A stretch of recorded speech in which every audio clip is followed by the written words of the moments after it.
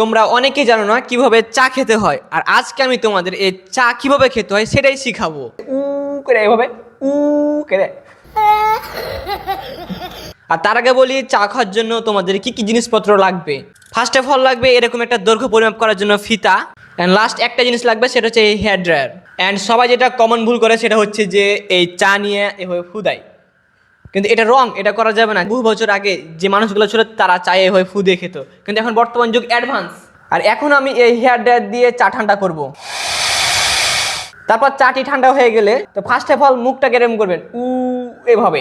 আর 2 centimetre বাড়ানোর সময় অবশ্যই এভাবে স্কেল দিয়ে ধরবেন উ উ করে এভাবে উ করে। আর আশা করি আপনারা এভাবে মানুষজনের সামনে চা খেতে পারবেন। আর যদি ভিডিওটা ভালো লেগে থাকে তাহলে অবশ্যই সাবস্ক্রাইবটা করে দিবেন আর ফলো বাটনে ক্লিক করতে ভুলবেন না। আর চলো এখন চাটা শেষ করা যাক।